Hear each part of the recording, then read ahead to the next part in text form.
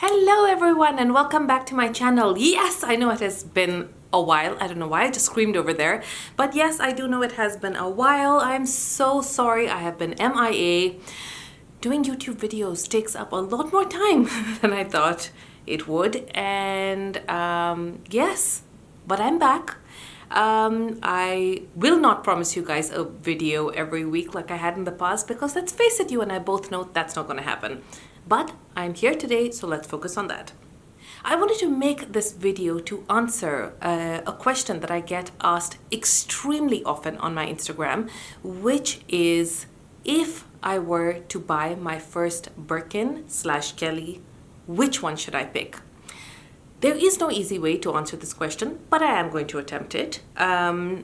First of all, I urge you to please go watch my Handbag Collecting 101 video that explains a little bit about Hermes, the way they work. And the reason I say that is because over there I have explained that I don't know how to answer that question simply because I don't know your level of understanding of the brand, and I'm sorry if I'm sounding condescending. I really don't mean to, but it's something that I didn't know when I bought my first Hermes bag.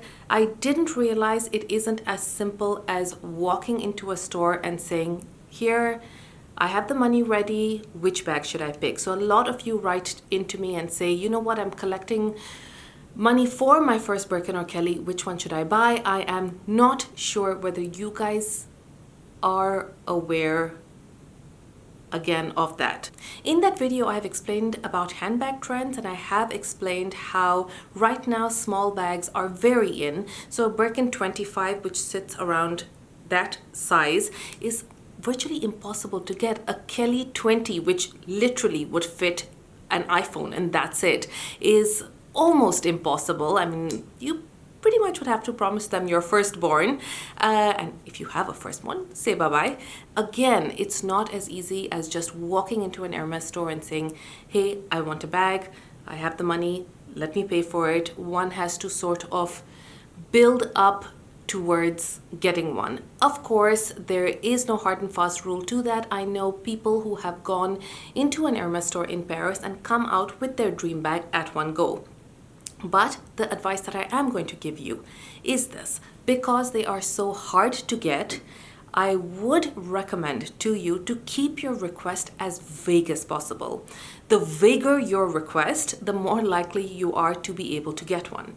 And by that I mean, I know people who have put their names down for a wish list for their dream bag, and it has actually taken up to 4 to 5 years for them to even get it, if they get it at all. There's so many different permutations and combinations that exist with a handbag, especially with Hermes bags, because they have different leathers, they're stitched differently, they have different hardware, they have all these gorgeous colors, and just within the spectrum of a gray, for example, they probably have 10 or more types of gray. So it's very easy to get sucked in and say, you know what, this is my dream bag. I would advise for you guys, do not do that. So today what I'm going to try to do is help you decide on even just having a vague idea of which handbag you want. First things first, let's start with, do you want a Birkin or do you want a Kelly? To help you guys decide that, I am pulling out a Birkin of mine. It is actually the first Hermes bag that I ever bought, and it is the first one that actually started off my madness and started off my collection.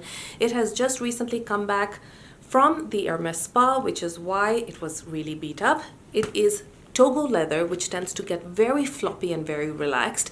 So after, I think, almost 15 years of use, it had gotten really beat up, and it was time for it to go get some love from the spa, which is why it still has its sticker on. So this is my black Birkin in a size 35. I advise for you guys to go look on Instagram and have a look at people actually physically carrying the bags, so you will get an idea of what size suits your body shape more. For me, a size 35 used to be perfect, but like I said, now smaller bags are in, so I buy up all the 25s that I can get my hands on, whereas if I got offered a size 35, I would be more likely to pass up on it. When they pull out a Birkin from the box, this is how it is done, with the straps completely done up. But I will reverse it back to it being carried like this, because again, if you go and have a look at people on Instagram carrying their Birkins, this is how I think the Birkin looks most chic.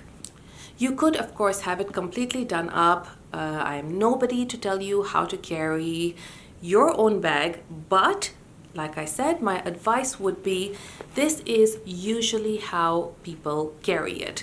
Now, as you can tell, it is wide open. They usually put it over their arm and wear it. But if you live in a country where it is not very secure and safe for you to walk around like that, that is something you're going to have to keep in mind.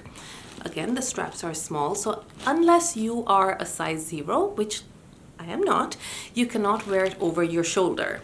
There are shoulder Birkins that do come which have a longer strap, and the Birkin is wider. They're very hard to get. I don't even know if they currently make them anymore, so we're not going to focus on that. I'm just going to talk about your bog standard Birkin. So if you do have a child, please remember this is a bag that you're either going to have to carry or carry in the crook of your arm, and it's not very secure, but it is a stunner. Of course, when deciding between a Birkin and a Kelly, I can give you all the pros and cons, but it really boils down to personal preference. Before, I used to absolutely love my Birkins, and now I'm more of a Kelly girl. So it really depends on your taste, the kind of look that you want. But since I keep getting asked this question, which one should I go for? I'm going to try to take you guys through all the pros and cons of all of them. Now let me pull out my black Kelly. This one is in a smaller size. I believe this is the size 28. It is a vintage piece. I got it in auction because I loved the leather. The leather is a lot more durable than a lot of the leathers that one gets today, and I love the size and of course the hardware. So the beauty of the Kelly is, of course, that it is very chic. You can carry it with the handle, or it comes with a shoulder strap that you can put over your shoulder. Some people love the fact that it is secure, and this is usually how people just wear it. A lot of people, when the leather is softer, will have it hanging open, and if the leather is supple, they let this portion flap open and just leave it open. It's very chic to wear it like that, but as you can imagine, not very secure. I prefer a stiffer leather for my Kellys, and so this is how I usually have them done, with a shoulder strap. It is very beautiful, but like I said, either you are a Birkin person or a Kelly person. It just depends on you. The second thing a person should consider while making up their mind about whether to buy a Kelly or a Birkin is the color. Of course, for some people the leather will matter more, and for some people the hardware will matter more. For me, I think color is the second most obvious one. If you are going in for your first Kelly or Birkin, I would advise, again, unless you are okay waiting a few years, or of course, unless you're dealing with a reseller who's getting you exactly what you want, I would advise for you to be as vague with your color decision as possible. When I say vague, I mean really vague. I would suggest you either specify whether you want a neutral color or whether you want something bright and bold. In neutral, you could end up with something like a black, a gold, which is what the Hermes beige is called. You could end up with a khaki, you could end up with a dark navy. There are a whole bunch of colors that you could get in the neutral spectrum that might actually match all your different clothing. Then of course there are people who insist on having a really bold color for a bag, and who don't want something neutral and boring, and who want a pop of color, who insist they want just an orange, or who insist they want just a red. Even in the spectrum of red, there are 10 to 20 different types of red, so I would suggest you don't get too bogged down with that. Some colors are again easier to get than others. If you do want a shocking pink, please know those colors are so hard to get. Again, I've explained that in my Handbag Collecting 101 video, so please refer back to that. The third thing you should consider while thinking about your Birkin or Kelly is the hardware. My Birkin that I just showed you had silver hardware. The Kelly that I showed you had gold hardware. There are some that I prefer with a silver, some that I prefer with a gold. Sometimes I will see a color combination that looks terrible with the hardware on it, and sometimes it looks absolutely stunning. There are some people who only wear silver jewelry, and there are some people who only wear gold. As you can tell by my bracelet and my ring and pretty much everything else on me, I don't have a preference and I like mixing and matching them. So the gold or silver debate doesn't really bother me too much, but there are some people who just will not touch one or the other. Again, depends on personal preference. The fourth thing you should consider is the type of leather used in your handbag. Like I said, I bought your basic standard Kelly in this leather because it is a leather called Ardennes, I think that's how you pronounce it, which is a much stiffer, much more durable leather, and I absolutely fell in love with the leather of this one. For some people, they want that floppy, casual, relaxed look. My bag is currently stuck. If I take it out, Togo is one of the most popular leathers, and despite it having come back from the spa, it still has a bit of a slouch and it flops. Some people love that, some people hate it. I actually do think it is a little bit chic to be able to wear the black bag a little bit floppy.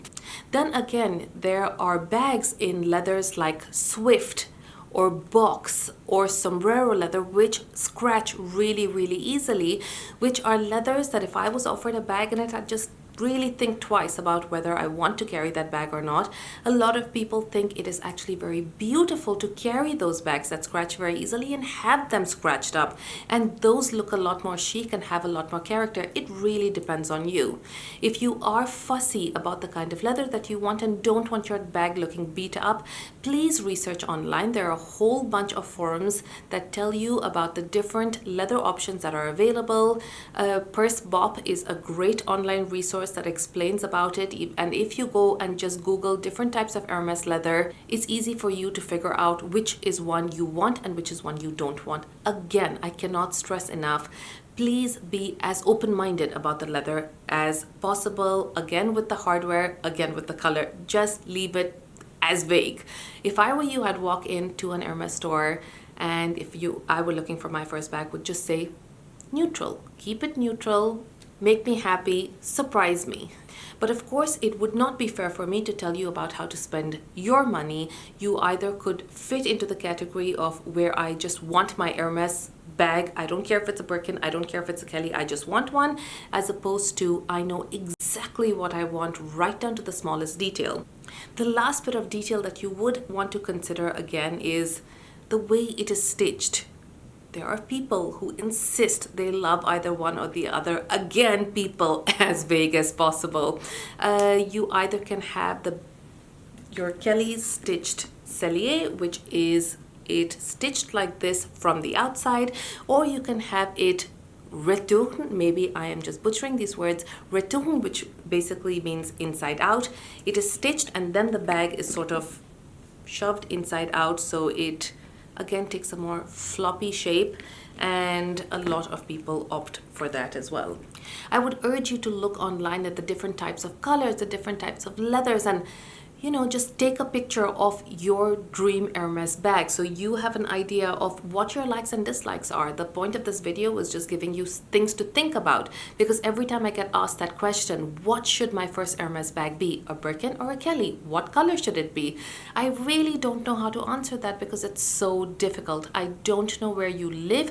I don't know the kind of environment that you live in. I don't know your lifestyle, and plus in different countries the fashion is different. Sometimes it's more chic in some countries to have a Birkin. I actually think in Dubai people prefer the Birkin more than the Kelly, whereas like I said, I love the Kelly more, so it really just depends. I hope this video was helpful for you guys. Another question that I very often get is, I walked into an Hermes store, tried to get myself my first Kelly or Birkin, and they kicked me out and laughed in my face and said, come back in a few years. There are a few tips and tricks that you can use, depending, of course, on the country that you're shopping at. And that is a video that I will again do shortly because, like I said, these are my two most requested videos. I hope this video, however, was helpful for you. If you do still have more questions, please go onto my Instagram, and below the picture of this video, please ask me your questions over there. I don't answer them on YouTube too much because it just becomes too much, too overwhelming. And I hope you guys realize that I'm not a YouTuber or a blogger. This is not my profession. I do this for fun, so please be patient. Having said that, I will catch you guys soon, and I hope you guys have a lovely day. Bye.